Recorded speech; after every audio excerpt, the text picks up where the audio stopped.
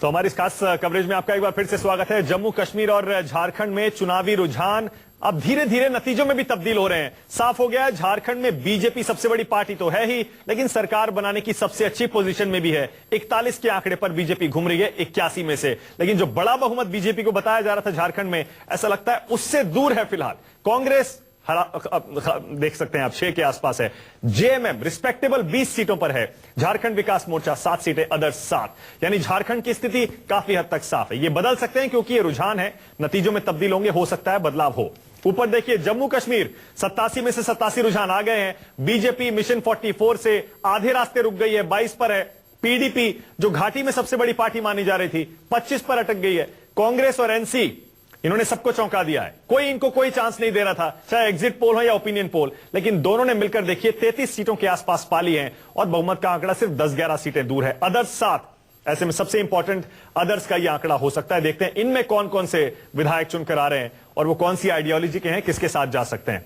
फिलहाल जम्मू का भी आंकड़ा ये देख लीजिए। लगातार जो बीजेपी की लहर बताई जा रही थी पूरी तरह से चली नहीं है। जम्मू में भी 37 में से सिर्फ 21 सीटें बीजेपी को, 22 सीटें मिलती हुई दिख रही हैं। लोकसभा चुनाव में लद्दाख में भी मानक लद्दाख में भी बीजेपी के बारे में कहा जाता था कि वो आगे चलेगी, लेकिन लद्दाख में भी वो आगे नहीं है।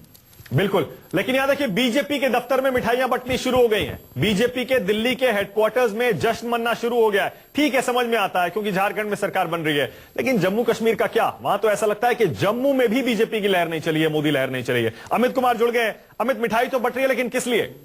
देखिए, ये आज संसद के भीतर जो संसदीय पार्लियामेंट्री पार्टी की जो बैठक होती है हर मंगलवार को, वो बैठक चल रही है। 9:30 बजे शुरू हुई, जिसमें कुछ प्रधानमंत्री नरेंद्र मोदी भी मौजूद थे। इसके अलावा लगभग सांसद मौजूद थे। वहां पर जिस तरह के रुझान आए उस पर मिठाइयां बांटी गई, वहां पर खुशी व्यक्त की गई। और जिस तरह से खास करके झारखंड में बहुमत के आसपास दिख रही है पार्टी के नेताओं को उम्मीद है कि बहुमत का आंकड़ा पार करेंगे।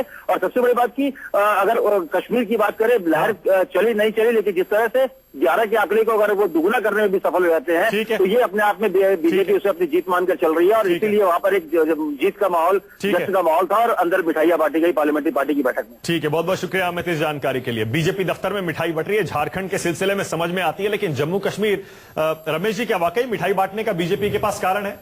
मेरे ख्याल में बीजेपी के पास बिल्कुल कारण है मिठाई बांटने का। इसमें दो राय नहीं हो सकती। अगर आप इस टाइम भी आंकड़े पे जाए तो 22 और 25 है, 22 बीजेपी का और 25 पीडीपी का। अभी इधर उधर तो हो सकता है। रमेश जी एक सेकंड माफ करिए, जम्मू कश्मीर के आंकड़े जरा वंदना आपको समझाएंगी डिटेल में। आखिर फिलहाल जो ताजा आंकड़े हैं वो क्या है, वंदना? जी शुक्रिया मारक। सबसे पहले 87 सीटें कुल जम्मू कश्मीर में, और उसमें से बहुमत के लिए चाहिए 44 सीटें। बीजेपी कोशिश कर रही थी कि 44 सीटें उसके पास आए, लेकिन बीजेपी का रास्ता बहुत पहले ही रुक चुका है।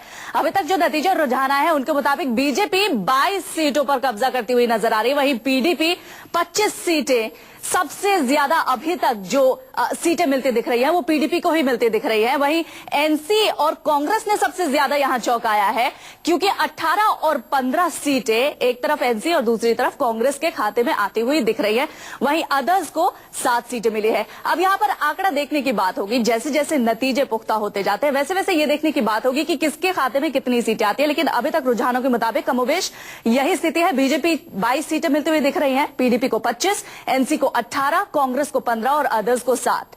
अब क्या कॉम्बिनेशन होता है, किस तरीके से सरकार बनानी है? क्या पीडीपी, कांग्रेस और अदर्स मिलते हैं 25, 15 और 7 मिलते हैं, जादुई आंकड़े को पार करते हैं, 44 के आंकड़े को पार करते हैं, 40 और 7 47 होते हैं? क्या ये मिलकर घाटी में सरकार बनाते हैं, या फिर बीजेपी और एनसी, क्या इनका कॉम्बिनेशन बन पाता है?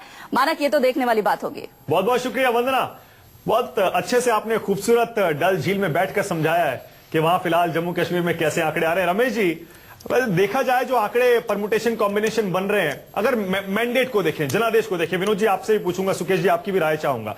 नहीं, मैंडेट तो ऐसा लग रहा है कि कुल मिलाकर बीजेपी और पीडीपी क्योंकि सबसे आगे हैं, ये मान लें कि बीजेपी पीडीपी के पक्ष में ये जनादेश है, ये माना जा सकता है कुल मिलाकर सबसे आगे वही है दोनों पार्टी। बिल्कुल बिल्कुल, ये तो वैसे एक्सपेक्टेड लाइंस पे ही था कि बीजेपी और पीडीपी। लेकिन जस्ट स्टूडियो में आते ही मैंने ऐसा कहा 7 बजे, जबकि काउंटिंग भी नहीं स्टार्ट हुई थी, मैंने कहा था कि NC can spring a surprise. NC, लेकिन विनोद जी का आंकड़ा सही हो गया रमेश जी। एग्जिट पोल पे आप भी मेरे साथ थे, विनोद जी भी थे। आपने कहा था बीजेपी बहुत बढ़िया करेगी, विनोद जी ने कहा था 22 सीटों से आगे नहीं जाएगी। नहीं, विनोद जी का बीजेपी आंकड़ा बहुत बढ़िया। बिल्कुल सही हो गया। देखिए ऐसा है, बीजेपी ने जो जम्मू रीजन में तो अपना ले लिया है, लेकिन जो आउटस्कर्ट्स ऑफ जम्मू है, जैसे राजौरी है, पुंछ है, कठुआ है, भद्रवा है, तो वहां एनसी का कार्डर है, वो काम कर गया है। या जैसे बॉर्डर इलाके हैं, कुपवारा है, हाँ। वहां एनसी का जो ठीक है, लेकिन ये भी कंगन है, वहां सरप्राइज है, एनसी ने ये भी अपना सरप्राइज कमाल है, कर दिया बीजेपी भी हैरान है। सुधांशु त्रिवेदी, आपको नहीं लग रहा कि हैरानी की बात है? आपके लिए शायद थोड़ा सा शॉकिंग भी हो सकता है, क्योंकि आप 44+ लेके चले थे, कांग्रेस एनसी को आप कोई चांस दे नहीं रहे थे। देखिए 18 और 15 33 उनकी आ रही है, आप सिर्फ 23 पर अटक गए। सुधांशु जी जी, यह सत्य है कि जो लक्ष्य हमने निर्धारित किया था, हम उससे पीछे नजर आ रहे हैं, परंतु उसी के साथ साथ यह भी एक यथार्थ है कि हमारी पिछली बार 11 सीटें आई थी। यदि हम उससे दुगनी सीटें करने में सफल होते दिखाई पड़ रहे हैं, मत प्रतिशत और सीटें दोनों बढ़ रही हैं, तो ये हमारे लिए निश्चित रूप क्या से सरकार बनाने के लिए सुधांशु जी पीडीपी या एनसी से हाथ मिलाएंगे? कुछ थोड़ा सा तो खुलासा करिए सुधांशु जी, अंदर क्या चल रहा है, क्या सोच है? क्या पीडीपी ज्यादा लाइक माइंडेड है या एनसी ज्यादा लाइक माइंडेड है? क्योंकि अब तो स्थिति आ गई है, आंकड़े आपके सामने है। देखिए, एक तो हम पहले सारे चुनाव परिणाम आने की प्रतीक्षा करेंगे ताकि एग्जैक्ट फिगर हमारे पास हो। दूसरी बात यह है कि किसी भी राज्य में किस परिस्थिति में राजनीतिक दृष्टि से क्या निर्णय लेना है, इस विषय में भारतीय जनता पार्टी का पार्लियामेंट्री बोर्ड ही निर्णय करने को अधिकृत है और वह उचित समय पे अपना निर्णय लेगा। सुधांशु जी, सुकेश बोल रहा हूं, एक सवाल है आपसे। अभी राजनाथ जी ने कहा कि दोनों प्रदेश में हमारी सरकार बनेगी। मैं ये जानना चाहता हूं कि सूरत हाल जो जम्मू कश्मीर में है, झारखंड में तो आपकी सरकार बनती हुई दिख रही है, उसमें आपको किसी न किसी के साथ जाना पड़ेगा, क्योंकि दोबारा आप चुनाव में जा नहीं सकते, झोंक नहीं सकते स्टेट को। और जिस तरीके से नरेंद्र मोदी ने बड़ा हाई पिच कैंपेन किया था दोनों ही पार्टियों के खिलाफ, चाहे वो पीडीपी हो चाहे वो नेशनल कॉन्फ्रेंस हो, कांग्रेस के साथ जाहिर तौर पर आप नहीं जाएंगे, तो क्या आपको पॉसिबिलिटी लगती है कि किसके साथ जाना ज्यादा ठीक रहेगा, पीडीपी के साथ? देखिए, जैसा मैंने अभी स्पष्ट किया कि हमारा यह मानना है कि अंतिम परिणाम आने के बाद एग्जैक्ट फिगर आएगी कि कौन सिंगल लार्जेस्ट पार्टी है और कितने अंतर से सिंगल लार्जेस्ट है। उसके बाद भारतीय जनता पार्टी अपनी रणनीति तय करेगी कि हमें जम्मू कश्मीर की वर्तमान विधानसभा में राजनीतिक दृष्टि से क्या। अच्छा ठीक है, एक सवाल सुधांशु जी मेरा और है। सुधांशु जी, कम से कम ये तो आप मान लीजिए कि बीजेपी के बिना कोई भी सरकार जम्मू कश्मीर में नहीं बन सकती है, ये तो कम से कम आप मानेंगे कि हम ही सरकार में रहेंगे और कॉम्बिनेशन कोई भी बने?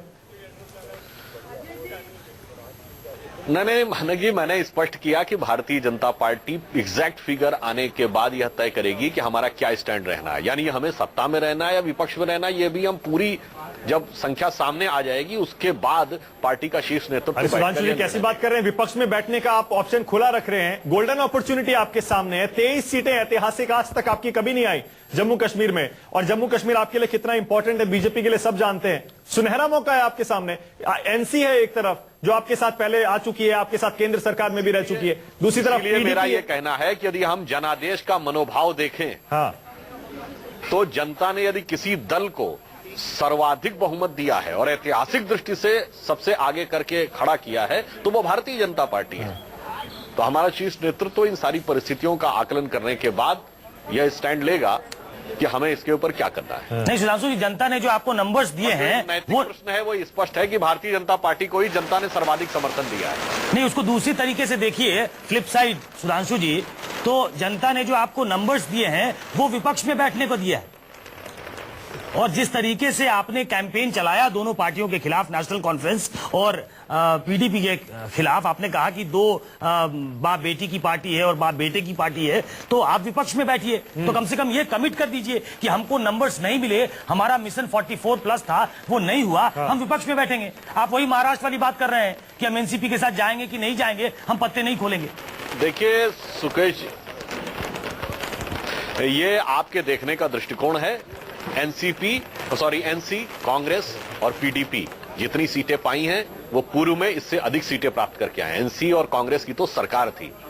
यदि ऐतिहासिक दृष्टि से देखें तो केवल और केवल भारतीय जनता पार्टी ऐसी है जिसको कि अपने पूरे इतिहास की सर्वाधिक सीटें मिली हैं।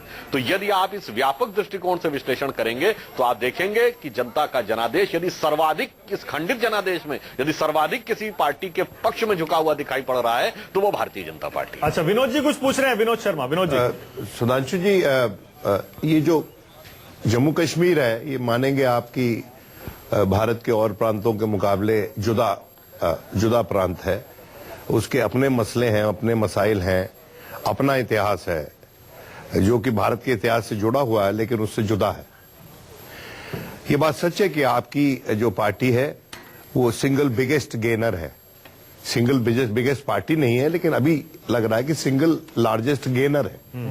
और जो पीडीपी है वो गेन किया, उसने 2 सीट ज्यादा ली पिछली बार से, लेकिन बाकी जो कांग्रेस है और एनसी है वो माइनस में गई है, लेकिन अपेक्षा से ज्यादा उनका परफॉर्मेंस रहा है। मैं सिर्फ आपसे एक बात पूछना चाहता हूं कि अगर भारतीय जनता पार्टी जोड़ तोड़ करके, और वो कर सकती है क्योंकि वो सत्तारूढ़ है केंद्र में, सरकार में शामिल हो जाती है कश्मीर में, तो अंतर्राष्ट्रीय स्तर पे जो हमारे विरोधी हैं, मैं उनको एनिमीज नहीं बोलता हूं, विरोधी हैं, वो ये कहेंगे कि जनता का मैंडेट को मैनिपुलेट करके विनोद जी माफ करिएगा, मुझे में ब्रेक आई है लेना पड़ेगा। बीजेपी। बहुत इंपॉर्टेंट सवाल पूछ रहे हैं विनोद जी। सुधांशु जी, आपको टाइम भी मिल जाएगा थोड़ा सा सोचने का। एक छोटा सा ब्रेक ले रहा हूं, फौरन लौट रहे हैं। देखते रहिए न्यूज़ 24।